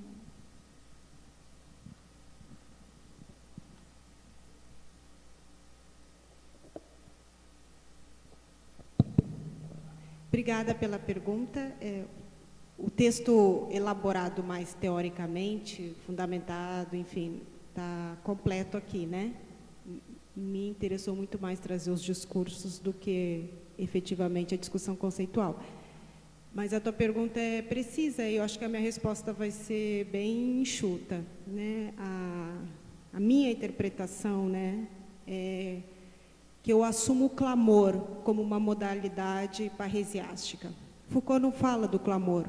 Foucault fala do julgamento de Sócrates, né? E é disso que se trata, né? Como você falou, é menos o fato dela ter ou não, né, sido julgada por questões fiscais, e mais o fato dela se colocar na cena pública de uma dada maneira e clamar insistentemente por essa justiça, né? E aí, por isso, a relação com Jó, né? Por essa insistência de se colocar diante da cena pública, né?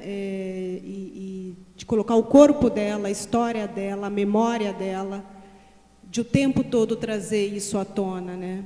Então, o que eu assumo como parresiástico não é, de fato, né, o conteúdo, se é verdade ou não, diante de fatos jurídicos. O jurídico é o que menos importa diante da justiça, nessa perspectiva da política, né? Não é dessa justiça que se trata, mas do fato dela enunciar insistentemente, né, e esse corpo insistir, né, num segundo tribunal, né? Ela passou por um primeiro tribunal, passa por um segundo tribunal, e de poder falar isso em primeira pessoa. Então, é a modalidade, é como esse discurso, para acontecer, né, como ele toma forma, né, numa fala de primeira pessoa, diante de um tribunal público basicamente masculino, que é o Senado, né, e uma mulher que traz a sua memória, a sua história, né, para se enunciar como inocente e por clamar por justiça. Então, de fato, é isso que você falou, né? Menos o conteúdo e mais essa insistência, né? Por isso essa relação com o Jó, né? E ao fazer isso, traz à tona a cena política, né? E, de alguma maneira, submete, né, o econômico ao político, porque é de crime de fiscalidade, enfim, a questão fiscal, né? É disso que se trata, não é disso que se trata, né? Acho que o Pedro tem alguma aqui.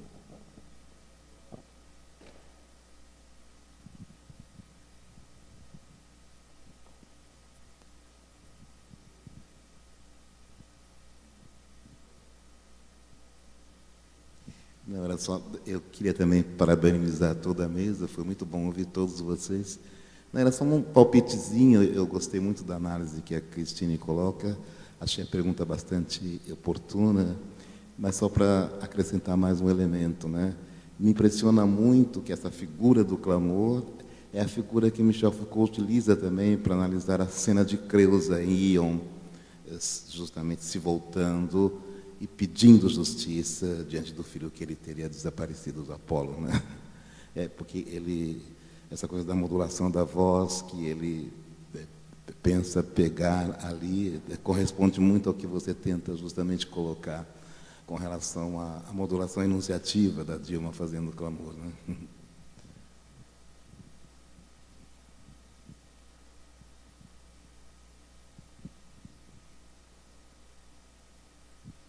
Oi, boa noite. Faz tempo que eu não vejo o Guilherme.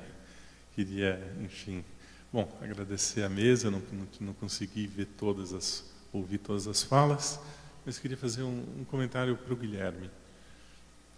Que assim, eu concordo plenamente com essa ideia de que o Foucault ele é o teórico dos movimentos sociais no seu caráter mais alternativo. Você associou também a ideia dos pequenos partidos. Eu queria te perguntar o seguinte: é claro que eu acho que o Foucault é brilhante ao compreender e enfatizar que a política não se faz apenas no registro do político partidário, né? Eu acho que o Foucault, com vários outros autores, como herdeiro de Maio de 68, ele crava essa proposição. Ao mesmo tempo, eu queria te perguntar o seguinte, e aí pensando muito o caso brasileiro, pensando no Brasil, se você não acha que, de algum modo, hoje, talvez estejamos vivendo o efeito oposto, que é o dos movimentos se fragmentarem, e cada vez mais, e darem completamente as costas aos partidos. Essa dissociação absoluta entre a lógica política dos movimentos sociais e a lógica política dos partidos políticos me parece muito problemática. Esse não é um tema Foucaultiano, mas nós podemos usar o Foucault até um certo ponto e talvez tenhamos que também ir além.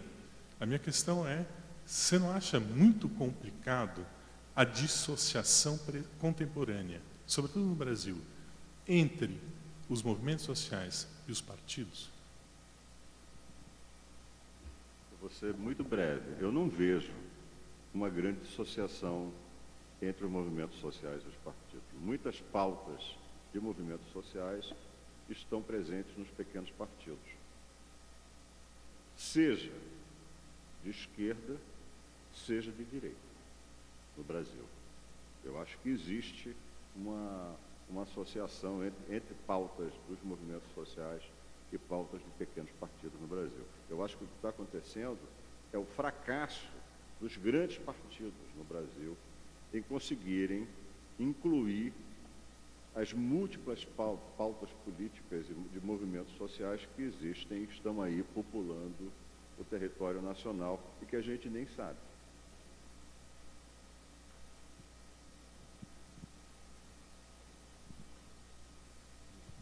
Eu gostaria, já é tarde, então nós estamos todos um pouco cansados, mas o assunto é importante.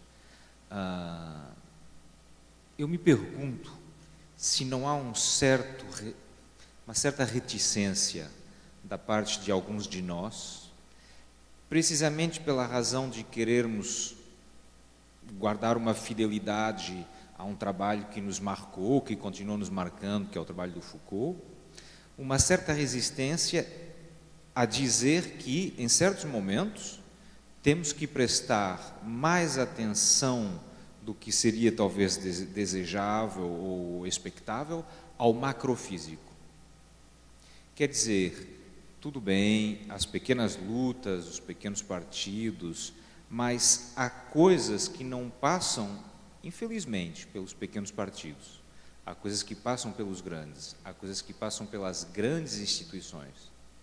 Há decisões que marcam o presente do Brasil e que vão marcar o seu futuro, e não apenas do Brasil, mas da América Latina e talvez para lá, que não passa, infelizmente, pelos pequenos partidos, que não passa pela mobilização de certos grupos, de certas camadas, mas que passa por instâncias macropolíticas ou macrofísico-políticas, como os tribunais superiores, como o parlamento. Então, a minha pergunta é: como investir esses territórios enquanto Foucaultiano? Ou, vocês poderão me responder, podemos investir esses territórios, mas não enquanto Foucaultianos. E aí seria um limite da teorização, da conceptualização Foucaultiana. Porque eu tenho a impressão que, se não houver pessoas como essas que estão aqui, Infelizmente, no caso, eu não sou brasileiro. Se não houver pessoas como essas que estão aqui, que são atentas, formadas, que sabem elaborar pensamento, que sabem falar com outras pessoas de forma articulada, se não forem essas pessoas a investir esses territórios, serão os Barroso, serão os Fachin, serão todos esses que continuarão tomando decisões fundamentais. Me parece, olhando de fora uma vez mais, que o Brasil necessita de uma reforma constitucional séria. Isso é, não sei se é teoria da soberania, não sei se é a cabeça do rei, mas se Foucault não nos permite investir esse território, então é um limite da conceptualização Foucaultiana. Eu pergunto para vocês, vocês que são os conhecedores do terreno. Obrigado. Boa pergunta.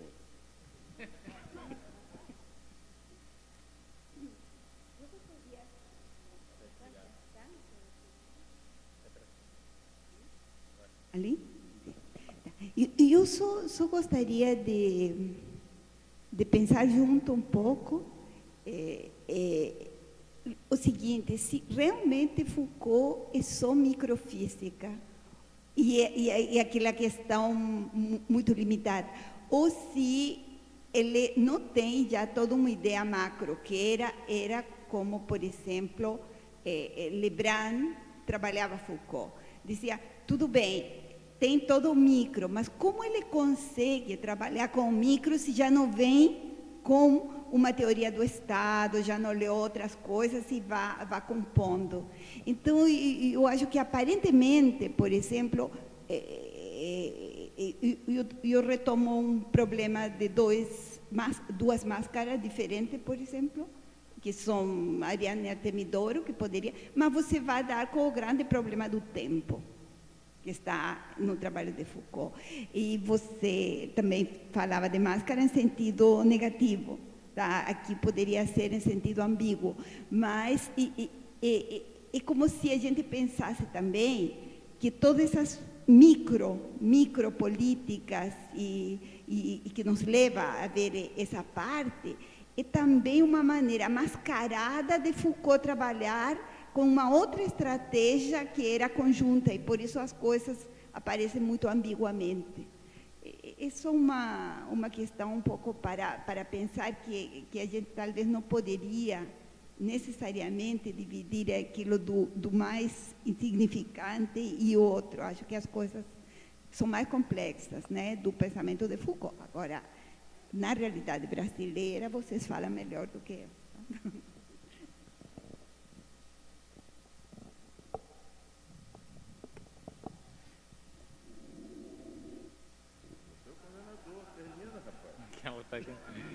Bom, devido ao avançado da hora, eu acho que seria melhor a gente terminar mesmo. A mesa está cansada, está inquieta. E se vocês não se opuserem, terminamos por aqui? Muito obrigado, então.